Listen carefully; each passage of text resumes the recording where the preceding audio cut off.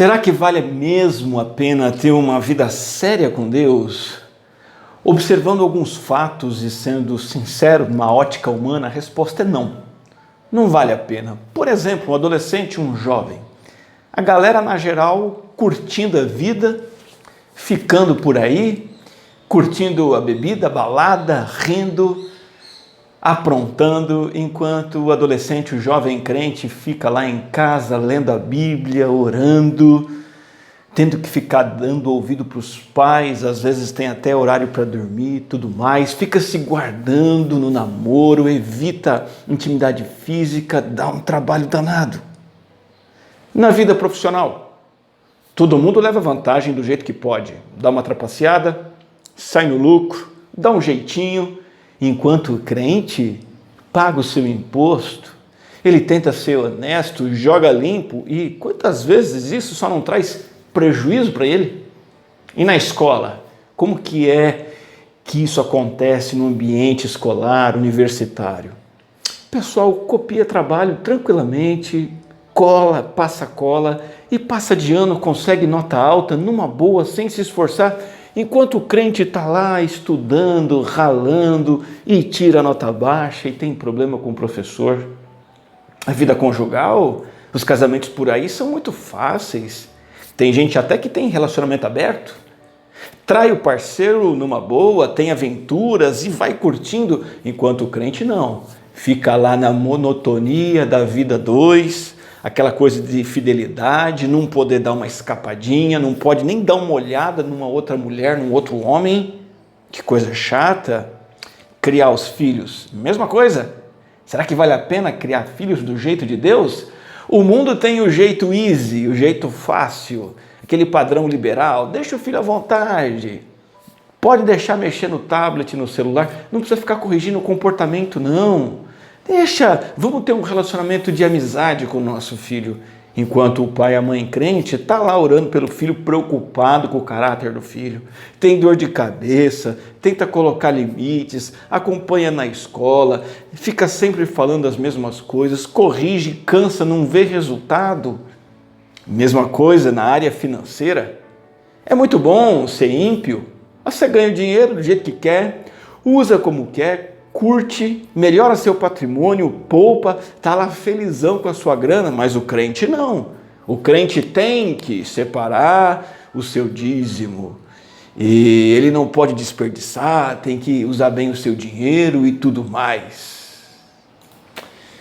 A vida cristã, nesse sentido, em todas essas áreas e tantas outras, parece mais com chupar um limão azedo. Negócio chato que não dá resultado, enquanto o descrente, o ímpio, o pagão, não está nem aí com Deus e parece que está tudo certo com ele, se sente feliz e tudo mais. E olha, isso não é um assunto que eu estou tratando aqui há mais de 2.500 anos atrás. Esse foi um assunto tratado no Salmo 73 aqui na Bíblia Sagrada.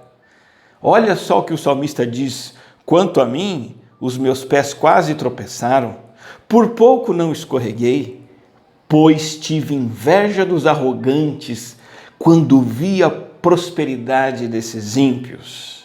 E lá no versículo 13 ele vai dizer assim: certamente me foi inútil manter puro o coração e lavar as mãos na inocência, pois o dia inteiro sou afligido e todas as manhãs sou castigado.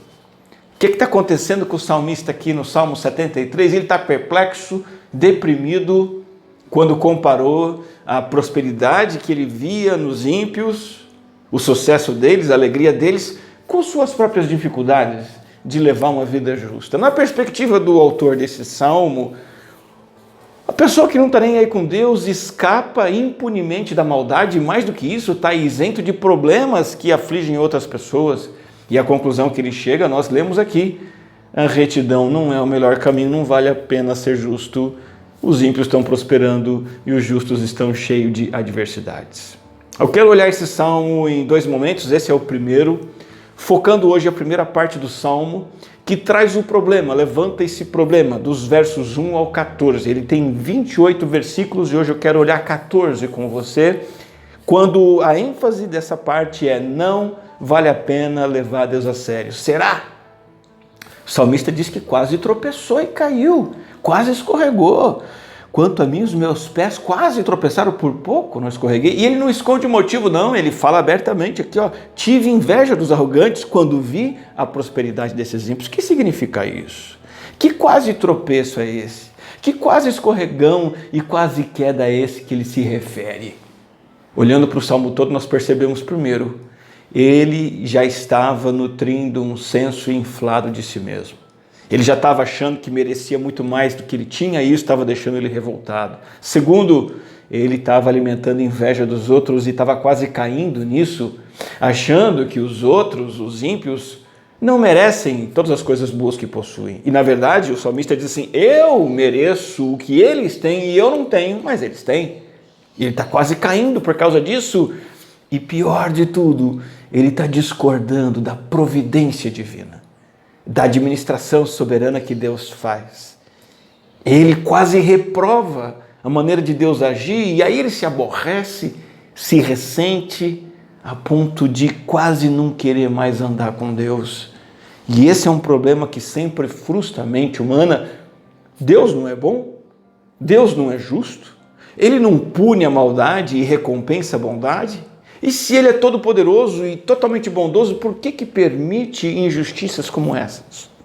Vamos mais ao fundo nisso? Veja que do versículo 4 até o versículo 10, o salmista descreve esse sucesso dos ímpios. Ele fala, esse pessoal é imune a problema, tem uma vida de ostentação, tem uma influência super positiva, são impunes, não tem castigo nenhum e a vida deles é boa. Versículo 4 e 5, olha só, eles não passam por sofrimento, eles têm o corpo saudável e forte, estão livres dos fardos de todos, não são atingidos por doenças como os outros homens. O salmista está preocupado com o fato dessas pessoas serem imunes a doenças e desastres. Também diz que eles são pessoas que vivem na ostentação, diz assim, por isso o orgulho lhes serve de colar, eles se vestem de violência, eles têm um colar, eles exibem o seu orgulho, eles ostentam. Eles têm motivo para isso, eles estão super bem, eles têm uma influência poderosa, grande no mundo. Versículo 9, com a língua se apossam da terra, por isso o seu povo se volta para eles e bebe suas palavras até saciar. Eles causam uma ótima impressão, todo mundo quer ser como eles, são admirados, os outros imitam, querem seguir as ideias deles, as palavras dele percorrem a terra. Não para por aí, há uma aparente impunidade neles, uma redoma de proteção contra qualquer tipo de castigo. Eles dizem, como saberá Deus, terá conhecimento Altíssimo? As pessoas olham e dizem assim, mas por que Deus, se é de fato que Deus existe, por que Deus que tem ciência não os pune? Eles são impunes, eles não sofrem castigo algum. E no versículo 12, olha que coisa, assim são os ímpios, sempre despreocupados, aumentam suas riquezas. O salmista conclui a descrição da vida desse pessoal, dizendo que eles não estão nem aí para nada, que está tudo bem. Que vida boa, sempre aumentando suas riquezas. Então veja bem que aqui nós temos o modelo de uma pessoa considerada ideal em nossos dias. É uma pessoa top 5 lá no Instagram, no Twitter. Essas pessoas aqui têm o corpo forte, saudável, bonito, não são atingidos por problemas que afetam os pobres mortais, têm milhões aplicados, rendendo muito, levam uma vida super bacana, com muita curtição, sempre ostentando, são autossuficientes, donos de si mesmos, são afortunados que fizeram por merecer o lugar da situação que estão. E o salmista indica a maneira como eles vivem. Primeiro o salmista vai dizer que eles são arrogantes e orgulhosos, eles são arrogantes e eles são ímpios e orgulhosos. A palavra arrogante ou orgulhoso aqui significa brilho. São pessoas que buscam o louvor, são pessoas que gostam de se gabar, assim, vai descer, se exibir. Eles querem brilhar e na vida tudo que importa é eles mesmos aparecendo. Não tem vergonha nenhuma disso, ao contrário, admitem abertamente e ostentam esse orgulho como um colar de pedras preciosas. Outra característica, eles são ímpios, que significa perversos. A palavra dá a ideia de alguém que é criminoso, não perante a justiça comum, criminoso diante de Deus.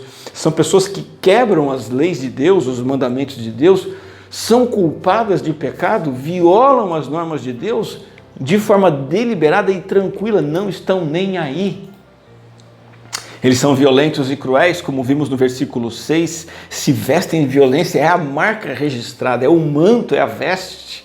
São pessoas que não se importam em passar por cima dos outros, causar dano, prejuízo, fazer o que é errado e que prejudica outras pessoas, não estão nem aí para isso. Os olhos e o coração deles são focados em quê? Cobiça, querer mais, abrigar más intenções, do seu íntimo brota a maldade, da sua mente transbordam maquinações. Sabe, tudo que eles falam, a sua aparência, tudo está cheio de presunção e agressividade. Verso 8 diz, eles zombam e falam com más intenções, em sua arrogância ameaçam com opressão. Elevam a si mesmos, rebaixam os outros, e esse é o jeito deles viverem. E pior de tudo, desprezam a existência de Deus. Eles com a boca arrogam a si os céus. E eu entendo que essa expressão significa que eles fazem de si mesmos deuses, a última realidade que existe, e só eles é que importam, eles são o dono da vida e do universo. E eles se apossam da terra. Versículo 9, parte B, com a língua se apossam da terra, são controladores, querem dominar tudo, são egocêntricos, querem tudo do jeito dele. É essa gente que o salmista diz que está imune a problemas, sempre ostentando, com uma influência tremenda, são impunes e levam uma vida boa.